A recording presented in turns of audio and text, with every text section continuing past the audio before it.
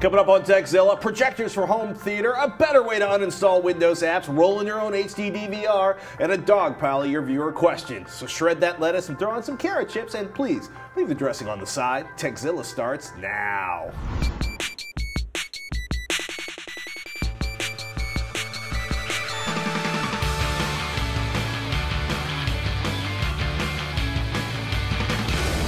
This episode of Tekzilla is made possible by Go to Assist Express, Netflix, and GoDaddy.com. I'm Patrick Norton. I'm Veronica Belmont. Welcome to Tekzilla, hands-on reviews of the latest tech and how to make the most out of the gear you've already got. Whether you're a beginner or tech support for your friends and family, if you've got a question about tech or the least awful lunch option on the CES show floor, we've got an answer for you. I hope the Indian place is still open. Hey, and if we don't, we'll track down someone who does. No, we do probably know this one. Yeah. We've done enough CESs that we probably have a pretty good handle on where the good food is at this point, or Until at least they the edible change food. vendors, right? Because people like rent the opportunity. Let's not talk about it. CES, Consumer Electronics Show. By the time you're watching this, we are there, and I should say Happy New Year. Happy New Year! It's our My first. goodness. It's well, no, Our because first together, our first New Year together. our first New Year shooting together. I think the episode came out the day of the. I think it's the second episode of the year. The day before. Okay, it came out Wow. the day before. I lose track on the time. It's very confusing. And by the way, you're watching this. We'll be deep in the center of the Las Vegas Convention Center, or the Sands Convention Center, or the Venetian for that matter, or any number of hotels and conference centers around Las Vegas, fondling new products and videotaping them for your enjoyment. We'll have short reports on our daily feed on Wednesday, Thursday, and Friday with lots more of the newest gear on next week's show. If you're curious about something at the show, email us and we'll try to check it out for you. And if you're at CES, make sure you say hello. Just wait until we're done with the take. You know, don't interrupt the shoot, because then we'll shake our little angry fists at you. This most extraordinary. You mean, Veronica, you changed my life. I'll be like, she'll beat you to death with the product. Finish your bludgeon tape. people. Start bludgeoning people with set-top boxes. The best part about CES. Don't push me.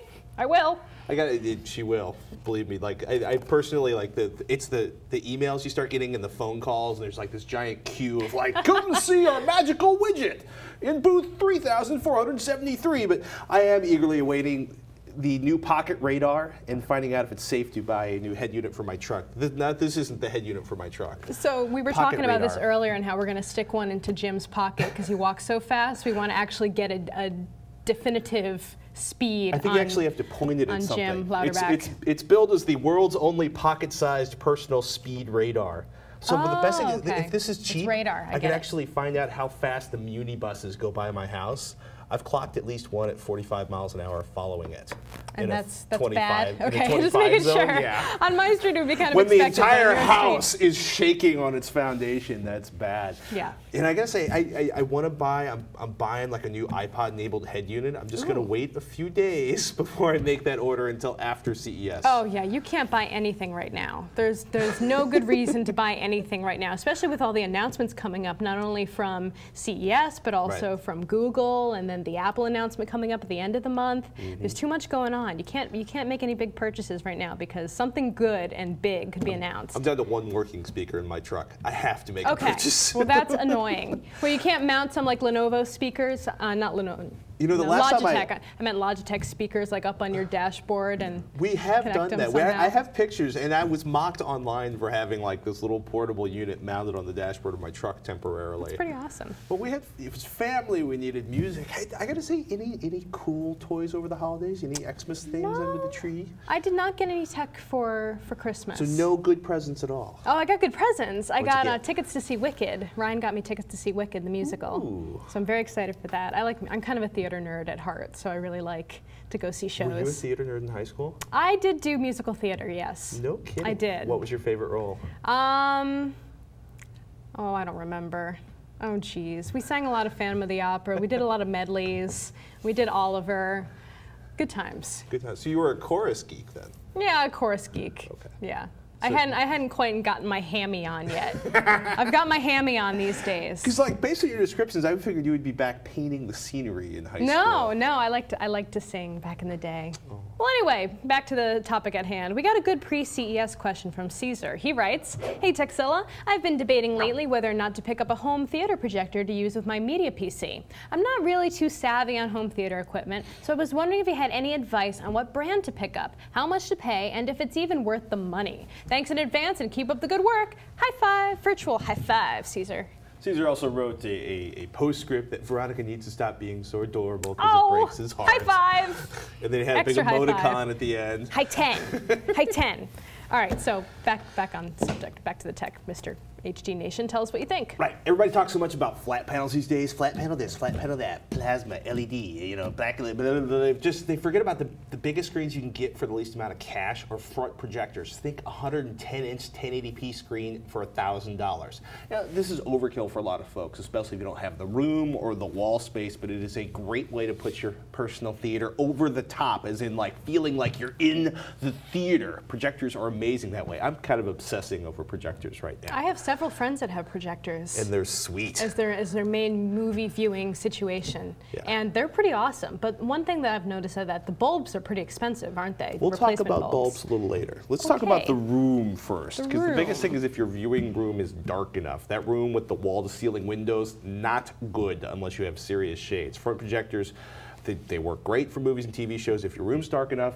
And I gotta say, 1080p projectors' latest rounds are really reasonably priced. That said, it is really easy to spend several thousand on a projector. One of the best rated Samsung's SP-A900B, co-designed with Joe Kane. He's the guy who does the digital video essentials, DVD and Blu-ray for calibrating your monitor. And figuring a street price is something around $10,000, $15,000 on that one. Yes. Breathe, breathe, breathe. Wow, that is not the projector my friends own. And that's not even remotely close to the expensive projectors out there. That's super high top of the mid. line. Well, it's probably low high end. You can spend $25,000 plus easy. That's for people who are you're spending $100,000 on your home theater in your home. I mean, people. Yeah, you're looking at me like I usually look at you because you're like, I'm buying another widget. I'm like, again? So I like to buy things. Hey, don't we all? Chances are, though, you're probably looking for something closer to Optoma's HD20. It's $1,000, $999 1080p projector. Came out in the middle of 2009. You might catch some rainbow effects if the screen's big enough. The blacks aren't as black as more high-end projectors can deliver, but it is a great deal for the price. Another good one, Epson's PowerLight 8100 sells for $1,500, well, $1,519 literally everywhere. Gets solid reviews. Think 110-inch screen for $1,500 or $1,000. Vivitek's H1080FD is the other $1,000 projector that people have been talking about. Good choice if you have a bright room because it actually is a very, very bright projector, but again, not the best black levels. Watch out for lamplight. Yeah, this is where we get to that part. So there's like in most of these cases there's a DLP, there's a bulb. The bulb is expensive. You should get 3,000 to 4,000 hours out of your bulb. That's a good amount of viewing time. Seriously dims. Yeah, what's 3,000? Wait, how many times math. does 8 go into 3,000? I can't do math anymore.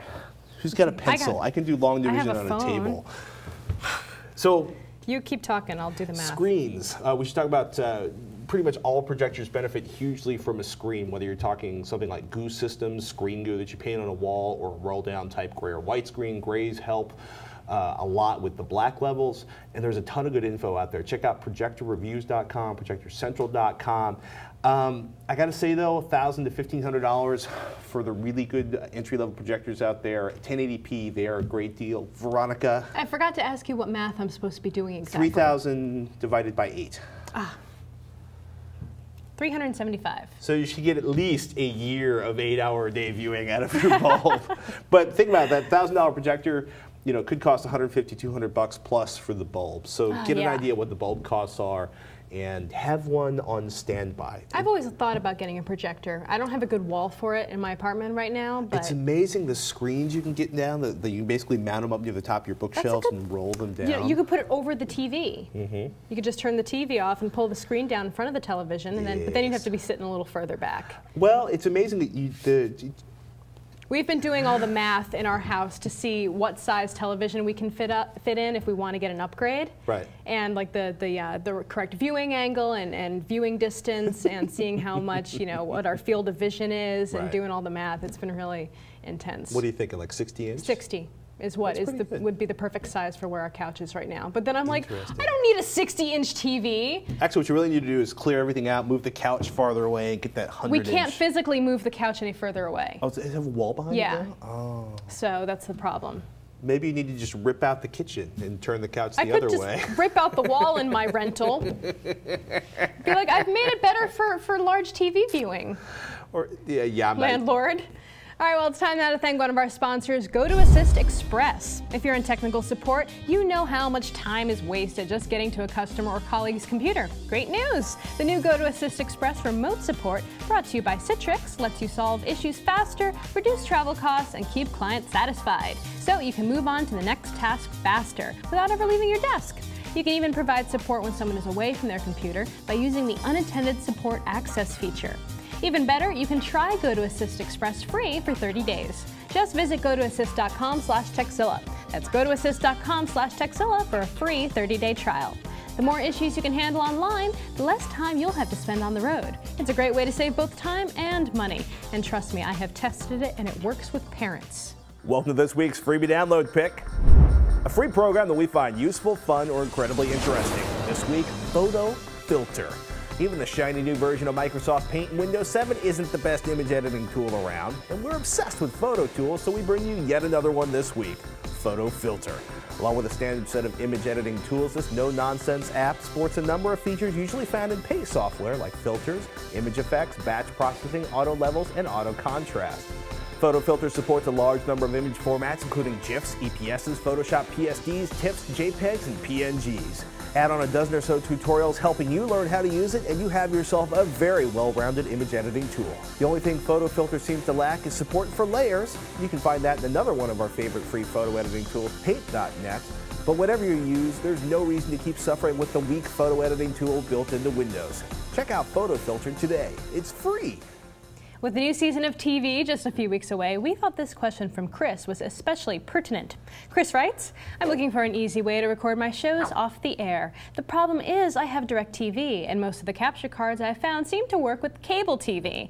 I found that Hauppauge makes an external box called the HDTV. I was wondering if you have heard anything on this particular piece, or if you have any better solutions for me when it comes to recording a satellite signal. Chris in Summerville, South Carolina. Oh boy. So DirecTV, a while back, they announced they're going to do this PC capture box to work with Windows Media Center. It got scrapped. It got scrapped? It got scrapped. Oh, that's too bad. Yeah, I mean, it's really cool. Like, one of the neat things, cable card, you basically have to, your cable company has to give you a cable card if you ask them. Yeah, you have to ask them a few times, because sometimes they're real about it. I don't think I've ever heard you say that before. They are. I mean, you have to, they come over and they're like, oh, sorry, your TV isn't, this is, all right, well, this is apparently a situation that I've had in the past, and maybe other people haven't experienced it. But I had a situation where we wanted to get our cable cards set up, and so I called Comcast and told them to come over and do it. And so they came over and they're like, oh, your TV is not cable card compliant. I was like, yes, it is. And they're like, no, it's not. And I'm like, yes, it is. And so I had to spend like 40 minutes like explaining to them where it was, and that we needed it set up, and no, you can't leave and go do this other thing. And I was like, so anyway, your experience may vary, yes. I bring that up because, you know, you basically, now they have to give you a cable card if you ask for one, and Windows Media Center is now set up so that pretty much anybody can build a home theater PC with Windows Media Center with a cable card, once you pry one out of your cable company provider type people's hands. But I bring that up because there's no really easy way to get like your DirecTV or your dish box in your, I should say DirecTV, I don't have a lot of experience with the dish box, into your home theater PC. It's pain. So, well, I wonder if there's any hack that you could do with the DirecTV TiVo. Yeah. I mean, you can start getting a little dicey there, but no, there's no way. I know, well, it's already basically pretty difficult to get any content off a TiVo in general. Yeah, well, you can shift it around the room, but let's bring it back to the Hauppauge. It's a question for another day. We do have an opinion on the Hauppauge HDPVR. AC Nation used to capture B-roll from Blu-ray. Our buddies over at Co-op uses it to use those devices to capture HD gameplay. It does a solid job. It basically takes advantage of the analog loophole on your satellite box or your game console. That's the component outputs. Automatically impresses it to a 720p or 1080i H.264 file. Also known as the A-hole. In best mode. That's what we used to call it at Buzz Out Loud. I'm just, the analog hole. You're just In 2009, 2010, the year of the naughty words. Apparently. My a-hole. Hey, okay, you're right. It does kind of. See what I say? I know. Suddenly, I'm all shocked. Continue, please. In best mode, you're looking at 4 gigabytes an hour, easy. So you're probably going to want to recompress things for long-term storage. The HDTV VR ships with Arcsoft's Total Media Extreme for HD video capture. It lets you basically take that H.264 and dump it out into a TS file, a transport stream file, or a .m2ts, which works with the Sony PlayStation 3, or an MP4, which works with just about everything, including the Xbox 360. And pretty much any of these you should be able to work with your PC. Surround sound capture has been a problem in the past. I haven't played with it recently, so I can't address that. According to the Hauppauge FAQ, the HDTV VR is not supported in Windows Media Center, but you can basically tweak it using a third-party tool called DVB Link and get it to work with the Windows Media Center. The thing is, you know, one of the nice things about Cable Card is basically there's this beautiful, like, I grab the digital stuff, it changes the channel for me. HDTV VR can't turn the channel for you. You're going to have to set up an IR blaster, though thankfully the Titan TV listings used for the HDTV VR should be good to go. So basically you can, like, you know, you tape your HD blaster, you know, silicone it up near the front of your DirecTV box so it'll change it to the right channel for you. I got to say, DVR units for the DirecTV with a big, huge external drives are a lot easier to set up. But, you know, as far as you know, no one's ever gotten the content out of a DirecTV PVR. If you guys have heard of anything, let us know. I'd be interested to see how you managed to hack that one together. Yeah. But anyway. So thumbs up for yeah, actually, yeah. I got to say the HDTV VR from Hauppauge, great box. I wish it did 1080p. It doesn't. It does 720p. It does 1080i. You can convert those into other things if you want to. But yeah, actually, it's you know, it's component capture. It's the only way you're going to capture gameplay in HD for most people. It's the only way you're gonna. It's the only easy way to capture high definition content off of most, like, you know, satellite boxes or cable boxes. It's a pretty good box. All right, well, coming up next, speeding up your photo and video capturing. But first, time now to thank one of our sponsors, Netflix. With Netflix, you can rent over 90,000 titles online, including lots of Blu-ray titles with free shipping both ways to your home. Netflix now has over 40 shipping centers, so almost all deliveries happen in just one business day. Netflix plans start from $4.99, but as a new member, you can get a no-risk 2-week free trial membership. Check it out at www.netflix.com/Tekzilla, and please remember to type the www when using this code. Looks like it's time for another website we just can't get enough of. A website that we just can't stay away from because it's too useful, too funny, or just too darn irresistible. This week's pick, Warranty Elephant. As gadget files, we always try to keep all our devices in good shape, but sometimes things can go horribly, horribly wrong. At that point, knowing the info about your warranties can be a big help. Warranty Elephant can help you keep track of all your warranties in one convenient place. You can check for important phone numbers in case you need help, the product serial numbers, and any other relevant information. Another super convenient feature is that you can actually scan and upload your warranty and invoice for the product. So if you need to prove your date of purchase or remember what you paid, you won't have to go back and search through your desk drawers for those long ago filed or thrown pieces of paper. Once you've uploaded all the product information, the site will actually send you reminders when the warranty is about to expire at certain intervals, like 3 months, a month, and then a week before it runs out. That way you can either extend your warranties in time or just know that if something breaks, well, it's on your head now. Buying gadgets or appliances can be a big investment, so using Warranty Elephant helps you know your rights in case something happens to them. Don't get screwed out of your time or money because you don't have the product warranty information at your fingertips. We got this email from Janet. She writes, "Just found your podcast and love it. I'm in the process of scanning old photos onto my hard drive with an HP scanner. Just got the new Photo Elements 8, which is an impressive program that makes my notebook groan and sometimes heat up. I have a 2-year-old Dell M1210. Do I need a new notebook? I'm not a gamer, just a beginner photo saver, LOL, and on a budget. Thanks, Janet N." Well, I'm not entirely sure what your exact configuration is of the Dell. It's a Dell XPS 2010. Core 2 Duo, reasonably fast processor. Could have as little as 1 GB of RAM. It's got the mobile version, though. It's still a pretty fast processor. Anyway, it should at least have the minimum specs to run Photo Elements 8, and those specs are 1.6 gigahertz or faster processor, Microsoft Windows XP with Service Pack 2 or 3, Windows Vista or Windows 7, 1 GB of RAM, 2 GB of available hard disk space, a 1024 by 576 monitor resolution at 96 DPI or less, and Microsoft DirectX 9 compatible display drivers. Well, a lot of people like to update their laptop every 2 years or so, but I mean that was a good laptop at the time, like we said. It's still a good laptop now. I would say let's. I don't know if I would call it a good laptop. It's like still trust me, as someone who has been using a 4-year-old laptop on and off, alternating my with a laptop's netbook. 3 years old. You know what I mean? Now. It's you got to a good. There's a difference between having like $1,000 laptop from 2 years ago and like a $2,000 laptop from 2 years ago. You know what I mean? Yeah.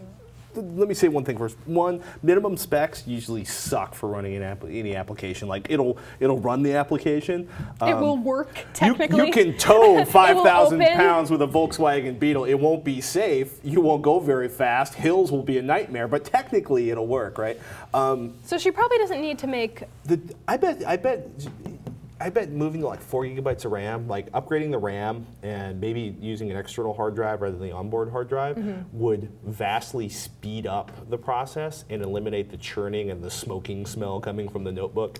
And if she doesn't want to do that, if that's too complicated for what she wants to do for the rest of her computing needs, maybe just use a scanning software that isn't quite so resource intensive. I know HP, if you're using an HP scanner, they actually have pretty decent scanning and printing software that comes with the printer or scanner that you're purchasing. It's not like top of the line stuff, but it definitely gets the job done. Yeah, if all you're doing is like, here's Aunt Tilda, thunk, thunk, kunk, and you know what I mean? If you're basically, because I'm scanning in like several hundred photos right now, and one, it's really funny because there's been like 3 new scanners in the last 2 years. And 2, it's the ultimate like, I should hire someone to do this for me. or you do it like you're watching TV and you walk over to the scanner and put another one on and hit click and it does its thing in the background. Yeah. Because it's more of a labor intensive thing. But I'm also curious, like, what exactly you mean by it's heating up and groaning. Is it like, does it stop working? Like, are you getting freeze ups? Is anything else not working properly? I'm just wondering if it's like typical kind of older laptop trying to run newer software situation. Like laptops get hot and do that a lot. I made a rhyme. Laptops get all the hot time and do that a lot. But it's true, I mean, there's ways that you can keep your laptop cooler, for example, putting it on one of those laptop stands like the Griffin elevator that I have, getting a coolant pad that sits underneath it, making sure that the vents for the fans are running properly and not clogged in any way. I'm not sure whether that's a symptom of it just being an older laptop or not having enough resources, or if it's probably all of those things. Because what's happening is like, photo scanning, you've got this huge file coming in. It's probably, there's like probably raw data coming from the scanner. It's being converted into a JPEG or whatever format you're capturing at. They're probably big 25, 40 gigabyte files. Maybe even much larger, depending on what the data coming over the bus is. Megabyte. I was like, wow. She's scanning posters, people. It's like an entire Blu-ray movie.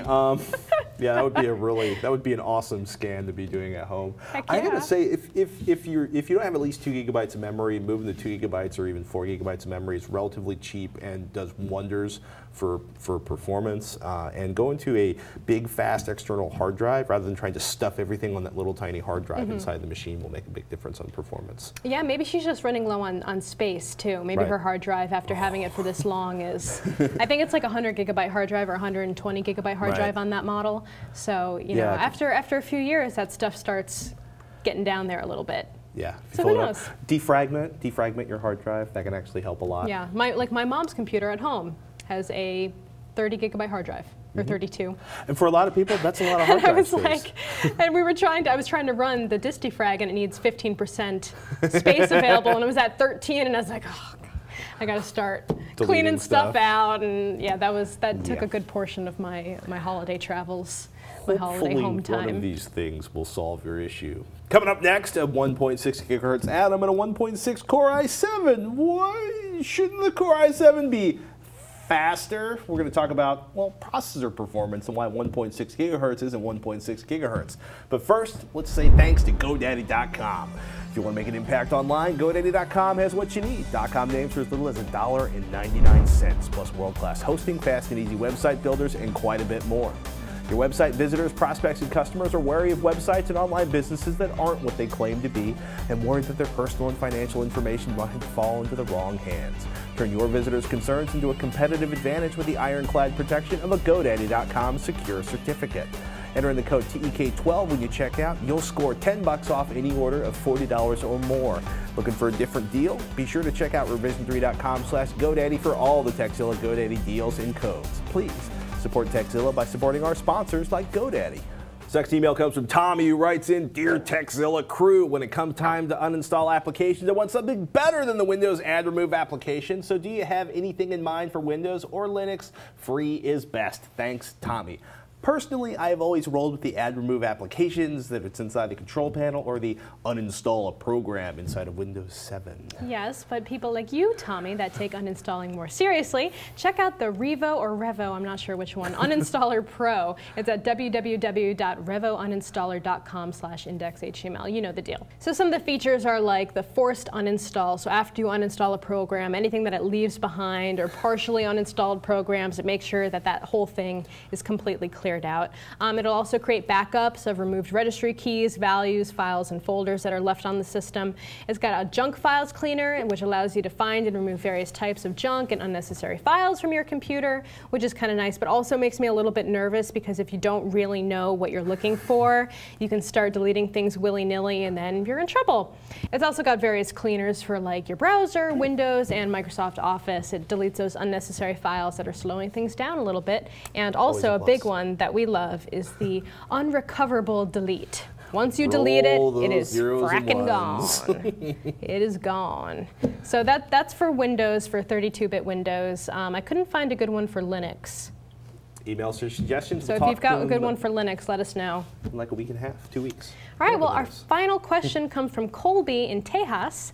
He says, "Hey, Tekzilla, after watching the Tekzilla episode discussing all the soon-to-be new processors, I was wondering, what is the difference between the new Core i7 processors and my Intel Atom N270 powering my Asus E netbook when they are both clocked at 1.6 gigahertz? Thanks, Colby from Texas."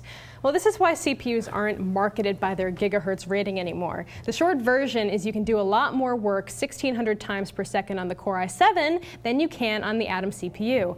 Think of the difference between, say, a Honda scooter running at 3,000 RPM versus a Formula One engine running at 3,000 RPM. They're both running at 3,000 RPM. They must be doing the same thing. It's different.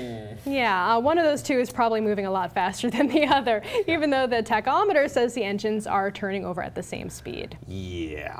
I mean, I started twitching when I read this question because it's like, where do I start, right? The Core i7 bus runs more than twice as fast as the bus that's feeding data to the Atom processor. It's got a faster chipset, so it moves data faster in and out from like memory to the processor. The memory moves faster. It's got a larger cache than the Core i7. It's got 4 cores to an Atom's 1 or 2 cores. So I could spend a lot of time explaining like the intricate details of the movements of zeros and ones around the processor and basically how many, it's just, more work is done per clock cycle on a Core i7 than is done on your Atom. It's the same clock cycle, it's the same number of clock cycles, the same number of clock cycles per second, but the amount of work that can be done with that clock cycle, vastly different. We also got an interesting question that I didn't add to the show for this week, but we might want to tackle at some point, is playing World of Warcraft. Is it better on a Core i5 or a Core i7, and why? Because it's very CPU intensive. And the guy wanted to know which he should be looking for when he's building his new gaming PC next year. I'm sorry I can't remember your name right now, but we'll get it for a later show because I'm curious myself. Well, okay. Later in the month, we're going to do a gaming build-up. Yes. Yes. Actually, we're going to be building Veronica's next gaming PC later in the month. And I also got to say, we also, look at that face. Show that face again. My computer's good. My gaming PC's fine, but it needs... Do that face again. That's the Veronica gaming faster face. It needs a kick in the ass, for sure. You are a depraved, obsessed gamer. In a good way, in a good way. In a good way. Hey, speaking of a good way, the biggest consumer electronics show in the world is happening this week in Las Vegas, and Revision 3 is there in force. The Tekzilla, HD Nation, and Hack5 crews will be out reviewing products and checking out the booths. We'll have tons of videos from the show floor for you to check out, and you can find it all at revision3.com/CES all this week, starting Wednesday, January 6th. Do not miss a minute. And I should also point out, next week's show, we're going to have the cream of what we can find at CES put together. together for you. Now, for everybody watching, we live on your questions, so email us, Tekzilla@revision3.com. Tech help, product reviews, how-tos. You ask us, we'll do it, but we need those emails. Don't be shy. Send them into Tekzilla@revision3.com. Or even better, send us in a video question. Think of all the fun you can have and the admiration of all your friends and family when they see your mug on our show. Just keep it to 15 seconds, upload it to YouTube, and send us a link in an email with video question in the subject line. And as always, you can visit our forums at revision3.com/forum. Share your thoughts, ideas, or comments with other fans of the show. Thank you guys so much for watching. I'm Patrick Norton. I'm Veronica Belmont. Till next week, we'll see you. Well, We'll see you at Tekzilla, CES. you've been watching it. We'll see you at CES. Double down. Double down. Double down. Double down.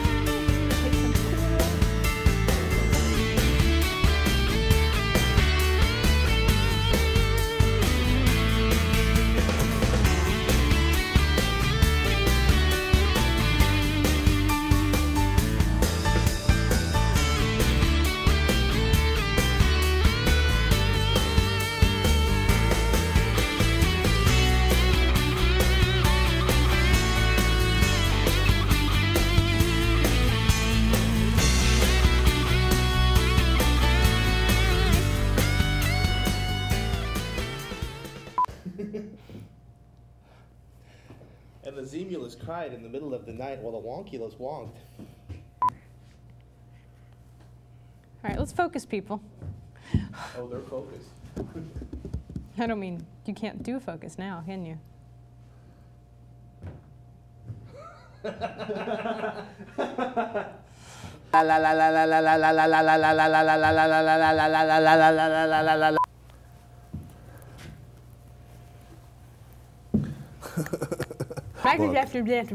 Blah, blah, blah, blah, blah. Yeah, in minimum sex, we should point out, minimum specs are kind of like the worst possible situation. You said minimum sex. Yeah, well. Sorry. I just bust. I can't say it on camera.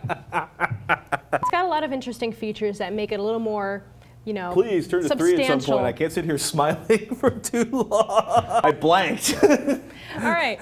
Apparently I am tired. Okay, well,